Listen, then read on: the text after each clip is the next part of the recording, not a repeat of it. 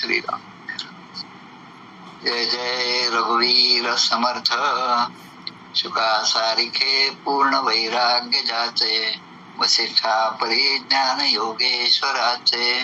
कवी वाल्मिका सारिखा मान्य ऐसा, नमस्कार माझा सद्गुरु रामदासा. श्रीराम. मला वाटते अंतरी त्वा वसावे, तुझ्या दास बोधासी त्वा बोध व्हावे. अपत्या परी पाववी प्रेम ग्रासा, महाराज या सद्गुरु रामदासा. जय जय रघुवीर समर्थ. श्री कृष्ण गोविंद हरे मुरारे, हे नाथ नारायण वासुदेव. प्रद्युम्न दामोदर विश्वनाथ, मुकुंद विष्णोर भगवन नमस्ते. सच्चिदानंद रूपाय विश्वोत्पत्त्यादि हेतवे, तापत्रय विनाशाय श्रीकृष्णाय वयं नमः. कृष्णाय वासुदेवाय हरये परमात्मने, प्रणतक्लेशनाशाय गोविंदाय नमो नमः. वसुदेवसुतं देवं कंसचाणूरमर्दनं, देवकी परमानन्दं कृष्णं वन्दे जगद्गुरुं. कृष्णकमलपत्राक्षं पुण्यश्रवणकीर्तनं, वासुदेवं जगद्योनिं नौमि नारायणं हरिं. कृष्ण कृष्णेति कृष्णेति यो मां स्मरति नित्यशः, जलं भित्त्वा यथा पद्मं संसारात् उद्धराम्यहम्. कृष्णाय वासुदेवाय देवकी नंदनाय च, नन्दगोपकुमाराय गोविन्दाय नमो नमः. नमः पंकजनाभाय नमः पंकजमालिने, नमः पंकजनेत्राय नमस्ते पंकजांग्रे. गोपाल कृष्ण भगवान की जय. जय जय रघुवीर समर्थ. ज्ञानं परमगुह्यं मे यद्विज्ञान समन्वितं, सरहस्यं तदङ्गं च ग्रहाणगदितं मया. यावानहं यथा भावो यद्रूप गुणकर्मकः, तथैव तत्त्वविज्ञानमस्तु ते मदनुग्रहात्. अहमेवासमेवाग्रे नान्यद्यत् सदसत्परम्, पश्चादहं यदेतच्च यो वशिष्येत सोऽस्म्यहम्. मृतेऽर्थं यत् प्रतीयेत् न प्रतीयेच्चात्मनि, तद्विद्यादात्मनो मायां यथा भासो यथा तमः. यथा महान्ति भूतानि भूतेषु चावचेष्वनु, प्रविष्टान्यप्रविष्टानि तथा तेषु न तेष्वहम्. एतावदेव जिज्ञास्यं तत्त्वजिज्ञासनात्मनः, अन्वयव्यतिरेकाभ्यां यत् स्यात् सर्वत्र सर्वदा. एतन्मतं समातिष्ठ परमेण समाधिना, भवान् कल्पविकल्पेषु न विमुह्यसि करेचित्. गोपाल कृष्ण भगवान की जय. जय जय रघुवीर समर्थ. अष्टम स्कंद अवतरणिका. अष्टम स्कंद प्रथमोध्यायात मन्वंतर कथा विख्यात गजेंद्र सापडला ग्राहमुखात द्वितीयोध्यायी कथा आहे. तृतीयात गजेंद्र कृत स्तुती, पावला संकष्ट मुक्ती गजग्राह पूर्व कथाती. चतुर्थोध्यायात ब्रह्मदेवता कृत भगवत स्तुती, पंचमोध्यायी निवेदिलीती, देव दैत्य सागर मंथती. षष्ठाध्यायी ती कथा. सिंधू मंथन शिव विषपान सप्तमात निवेदन, मोहिनी अवतार ग्रहण अष्टमोध्यायी. अमृत वितरण नवमात, देवासुर संग्राम दशमात, संग्राम समाप्ती एकादशात, द्वादशी मोहिनी शिव मोहन. पुढील 7 मन्वंतर, त्रयोदशात त्यांचा विस्तार, मनूंच्या कर्माचा विचार चतुर्दशोध्यायी. बली स्वर्ग विजय पंचदशात, आदिती पयोवृत षोडशात, आदितीशी प्रभू प्राप्ती सप्तदशात, वामन बली भेट अष्टादशी. त्रिपाद भूमिदान कथा 19 विख्याता, द्विपादे जिंकी विश्वसत्ता 22व्यात वामन. बली बंधन 21, बली मुक्तता 22, बलीशी सुतळ प्राप्ती 23, 24 मत्स्यावतार कथा. गोपाल कृष्ण भगवान की जय. जय जय रघुवीर समर्थ.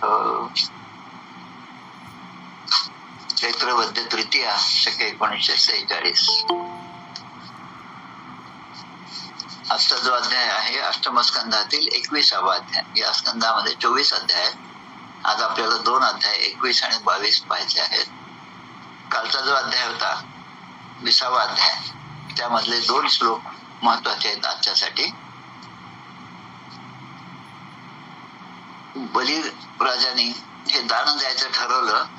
शुक्राचार्याने त्यावर आक्षेप घेतला आणि त्याला बलिराजानं त्यांनी पुढे शाप दिला. ते त्यामध्ये आलेलं आहे. आणि म्हणतात की श्रेयम कुर्वन्ति भूतानां साधवो दुस्त्यजा सुभिः तद्यक्षिभी प्रवृत्तेय को विकल्पो धरादिषु.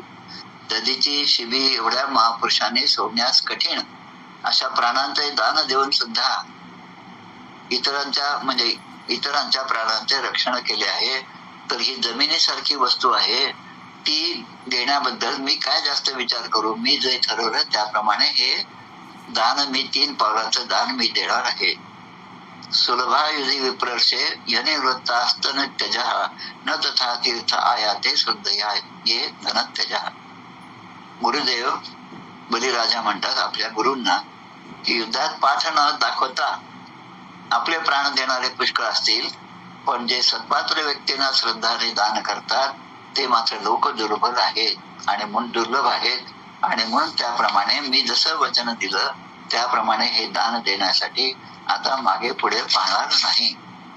मग पुढे सांगतात की बलीचे बंधन हा आपला अध्याय आजचा.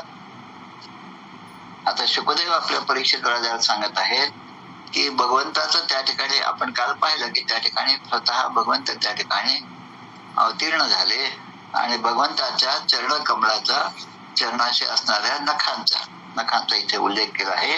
नखेंदू भीही, नख इंदू भीही. इंदू म्हणजे चंद्र. नखाची जशी चंद्राची जशी कोर असते तशी त्या नखाची सुद्धा कोर असते. आपण जेव्हा नख जोडतो तेव्हा ते जे दिसतं आपल्याला, जो आकार दिसतो तो चंद्राच्या कोरीप्रमाणे आहे. पण भगवंताच्या चरणाच्या नखाची उपमा या ठिकाणी किती सुंदर रीतीने दिली आहे की ते नख पाहून म्हणजे त्याचं तेज पाहून सत्य लोक सुद्धा त्याचं सुद्धा तेज फिकं पडलं. जे आतापर्यंत जे ऋषी होते, ब्रह्मदेव होते, मरीची होते, इतर ऋषी होते, सनक सनंदन सनातन सनत कुमार हे होते, जे नैष्ठिक ब्रह्मचारी आहेत आणि जे योगी महान योगी आतापर्यंत होऊन गेले, त्या सगळ्यांनी या भगवंताच्या चरण कमलाकडे ते दिसल्याबरोबर त्यांना नमस्कार केला. आता हे चरण कमल कुठे होते तर वामन रूप जे आहे, वामन रूप जय जय राम, ते वामन पृथ्वीवरच आहेत. त्या भृगुकच्छ म्हणजे भरूचच्या ठिकाणी आहेत, ते यज्ञशाळेमध्ये आहेत आणि बलिराजा दान देण्यासाठी तयार आहे.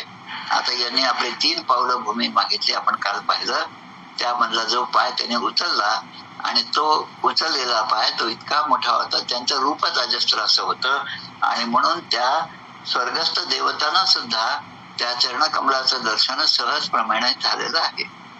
वेद असतील, उपवेद असतील, नियम आहे, यम आहे, तर्क आहे, इतिहास आहे, पुराणाची संहिता आहे.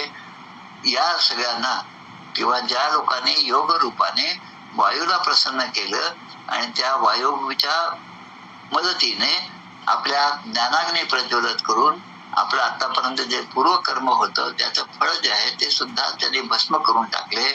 ते असे महात्मे सुद्धा आहेत. त्या सगळ्यांनी त्या भगवंताच्या चरणांना वंदन केलेलं आहे.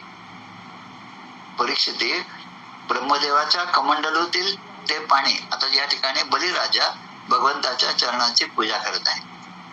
तर ब्रह्मदेवाच्या कमंडलूतील तेच पाणी.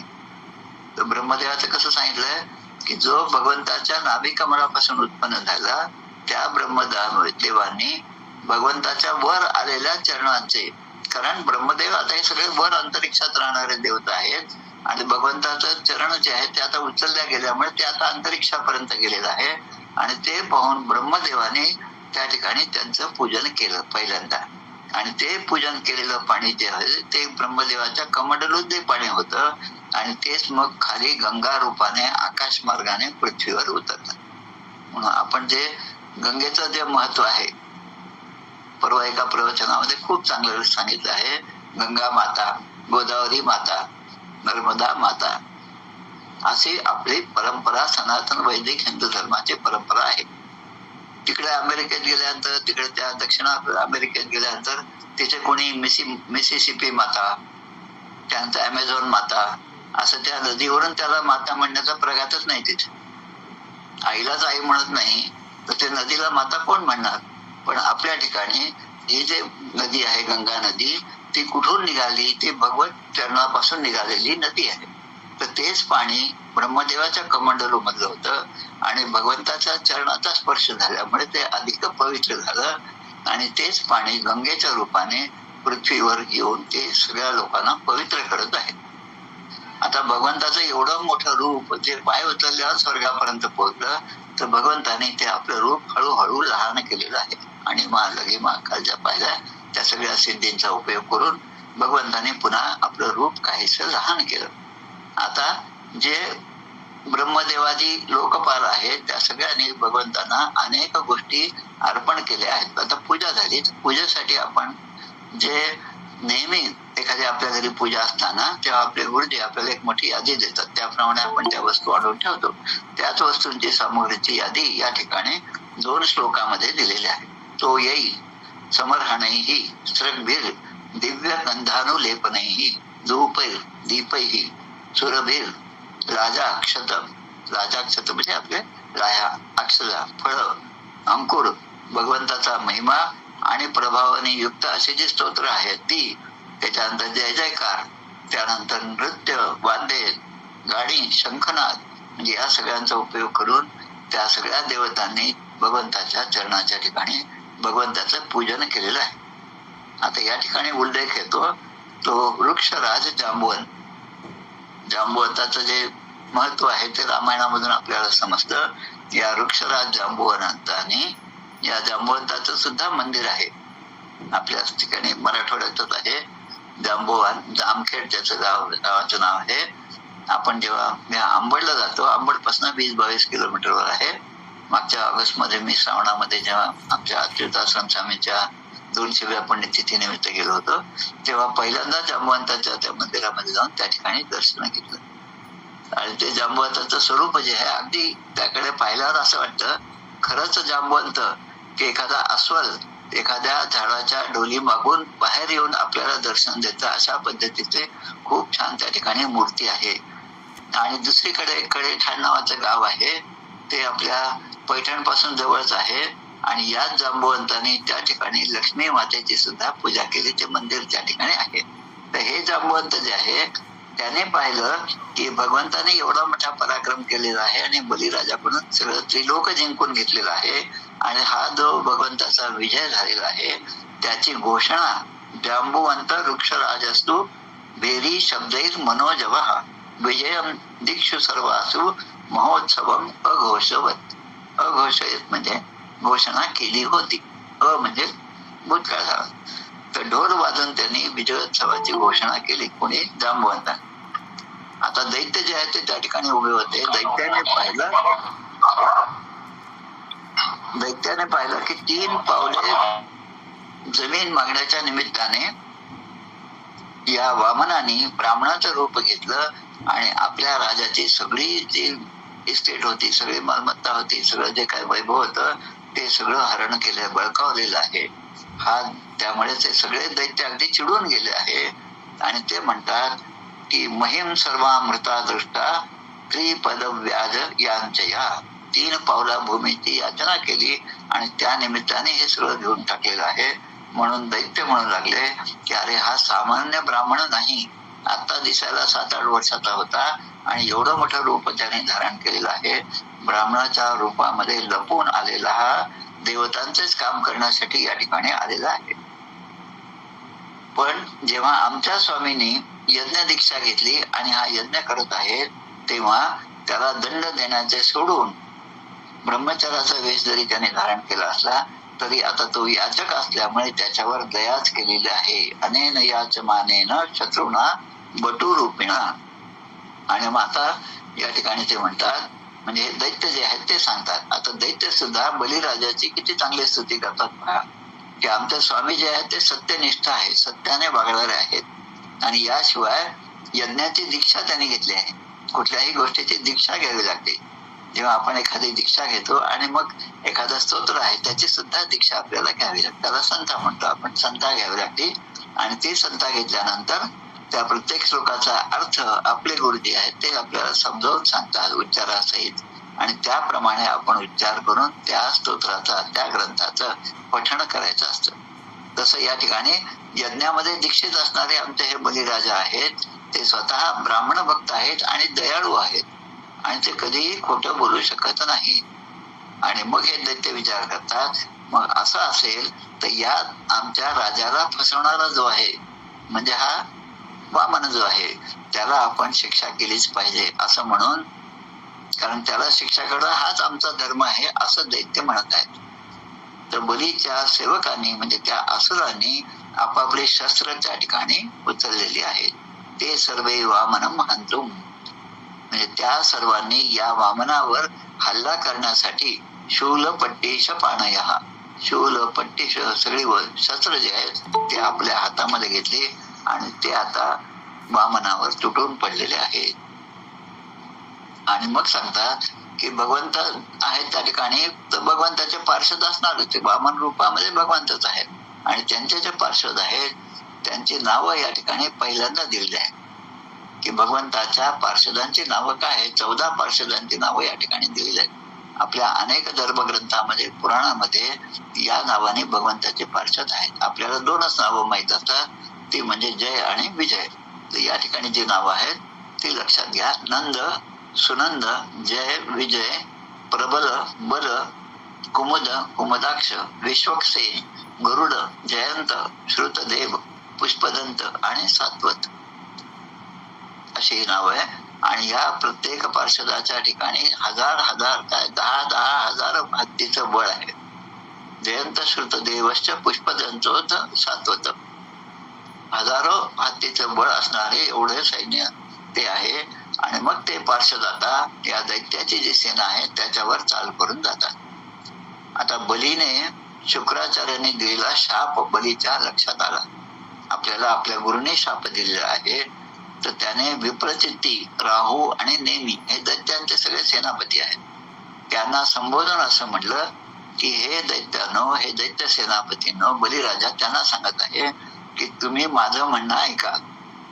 आता तुम्ही लढाईसाठी सज्ज झालेला आहात, पण या देवतांची त्यांच्या पार्षदांशी अजिबात लढाई करू नका. तुम्ही आता परत फिरा, कारण ही वेळ आम्हाला अनुकूल नाही. आता यानंतर जे 2-3 श्लोक दिले ते पण फार महत्वाचे आहेत. आता ते म्हणतात, जो सर्व काळ सर्व प्राण्यांना सुख आणि दुःख देण्यास समर्थ असतो, जो सर्व काळ सर्व प्राण्यांना सुख आणि दुःख देण्यास समर्थ असतो, त्याला आपल्या कितीही प्रयत्न केले तरी त्याला दाबून टाकणं हे आपल्या शक्तीच्या बाहेर आहे. काळाय तस्मै नमः, त्या काळाचा आपण आदर केला पाहिजे. त्या काळाने जसं काही घडवलं त्याप्रमाणे आपण ते स्वीकारलं पाहिजे. त्याच्याशी मी युद्ध करू जातो असं म्हटलं तर ते व्यर्थ जाणार आहे. आणि मग ते म्हणतात, यो नो भवाय प्रागासीत अभवाय दिवो कसाम. आतापर्यंत दैत्य म्हणतात, दैत्य बलिराजा म्हणतो की हा आमच्या उन्नतीचा आतापर्यंतचा काळ होता आणि आमची उन्नती झाली आणि त्या भगवंताच्या आशीर्वादामुळे आपण देवांची सेना ही जी आहे तिचा पराभव केला. पण आता तोच काळ आता बदललेला आहे, म्हणून त्यांची उन्नती आणि आमच्या अवनतीला ते कारण होत आहे. आता देवांची उन्नती होत आहे आणि आमची अवनती होत आहे. आपण म्हणतो 4 दिवस असायचे, 4 दिवस नाही, म्हणजे काही दिवस हे असं असेल, काही दिवस तसं आहे. एकदा देवांची सरशी होती आणि पुढे दैत्यांची सरशी झाली. असा काळ नेहमी बदलत जातो. दिवसानंतर रात्र, रात्रीनंतर दिवस जसा येतो तसं या ठिकाणचं चितपट जसं असतं त्याप्रमाणे हे सगळं दैव बदलत असतं. जेव्हा दैव अनुकूल होते तेव्हा तुम्ही या देवानं जिंकले. बलिराजा आपल्या सैन्याला सांगतो, दैव अनुकूल होतं म्हणून आपण यांना जिंकू शकलो, पण आता तेच युद्धामध्ये आमच्यावर विजय मिळवत आहेत आणि त्या विजयाचा आनंद साजरा करत आहेत. आता यश आणि अपयश आपण म्हणतो, यश दे वा न दे तुझी सत्ता, हा जे सुबोध गुरूंचा आपण जे म्हणतो बुद्धविकार महाराजांच्या प्रार्थनेमध्ये, तसं यश देणं आणि न देणं हे सगळं तुझ्या हातामध्ये आहे. त्यामुळे तू मला जे देशील ते मी त्याचा आनंदाने स्वीकार करेल. दैव अनुकूल झालं. आता बलिराजा सांगतो, आता दैव आपल्याला अनुकूल नाहीये, पण जर पुढे दैव अनुकूल झालं तर मग आपण पुन्हा यांच्यावर स्वारी करू आणि आपण पुन्हा जिंकू, असं त्या ठिकाणी बलिराजाचं भाषण झालेलं आहे. शुकदेव आपल्याला सांगतात हे असं ऐकून पार्षदांकडून पराभूत झालेले दानव, आता त्याने ऐकलं आपल्या राजाने आपल्याला जसं सांगितलं तसं, त्यांना ते पटलं सुद्धा की दैव आता आपल्याला अनुकूल नाही. आणि त्यामुळे ते सगळे पार्षद रसाम विने विष्णू राजन विष्णू पार्षद ताडिता, विष्णूच्या पार्षदाने ताडण केलेले, म्हणजे त्याने आपला पराभव केला, त्याने आपल्याला मारलेला आहे आणि आपण आता जखमी सुद्धा झालेले आहोत. पण आता दैव आपल्याला अनुकूल नसल्यामुळे आपण आता आपल्या काय म्हणतात त्याला स्थानाला जावं. आणि ते स्थान म्हणजे रसातला ते निघून गेले. आता ते गेल्यानंतर भगवंत त्या ठिकाणी आहेत, पक्षीराज वरुण त्या ठिकाणी आहेत, गरुड आहे त्या ठिकाणी. आता गरुडाने वरुण पाशाने या बलिराजाला बांधून ठेवलं. बबंध वारुण पाशेर बलिम सोते हानी कृतौ, वरुण पाशाने बलीला बंधन केलेलं आहे. आता जरी वरुण पाशाने बली बांधला गेला होता, त्याची संपत्ती गेली होती, तरी पण त्याची बुद्धी मात्र स्थिर होती. आपली बुद्धी अशी एवढी स्थिर राहत नाही. थोडी चांगली परिस्थिती आली की भगवंताचा विसर होतो, आणि वाईट परिस्थिती आली की पुन्हा त्याच भगवंताला नाव ठेवायला आपण सुरू करतो. पण बलिराजा, त्याचं सगळं संपत्ती गेली, सैन्य गेलं, राज्य गेलं, सगळी म्हणजे त्रिलोक सुद्धा त्याच्या हातातून गेले, तरी पण त्याची बुद्धी स्थिर होती. तम बद्धौ वारुणे पाशैर भगवान अह वामनः, तेव्हा भगवान बलीला म्हणाले, भगवंत म्हणतात की तू मला 3 पावले जमीन देतोस असं वचन दिलं होतंस, आणि आता 2 पावलांनी मी तुझं सगळं त्रैलोक्य व्यापून टाकलेलं आहे. म्हणजे आता तू तुझं वचन पाळत नाहीस, तर आता मी 3रं पाऊल कुठे ठेवू ते सांग, त्याची व्यवस्था कर.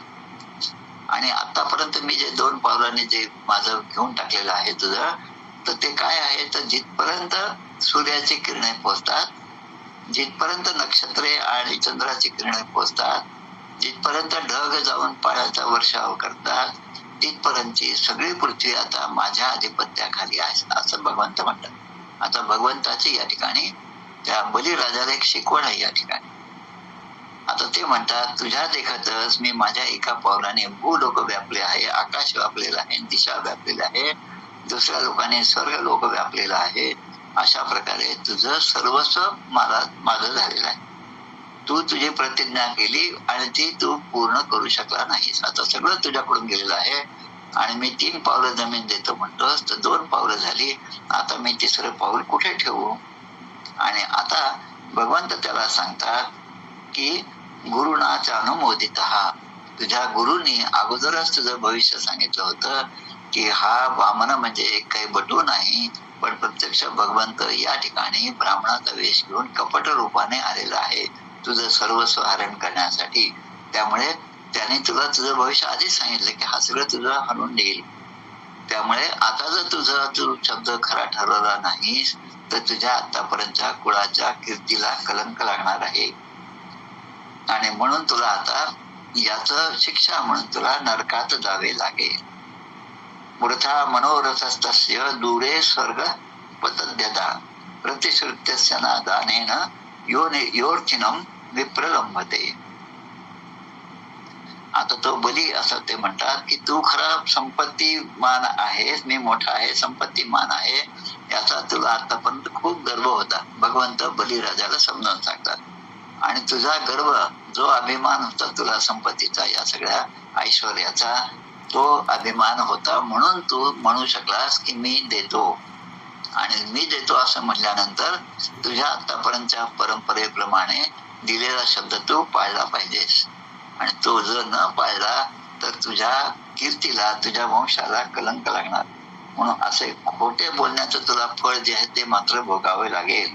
तद वेदिक फलम भुंक्ष्व निरयम कतिचित समाहा विप्रलब्धो ददाम इति पयाहम चाढ्य माने.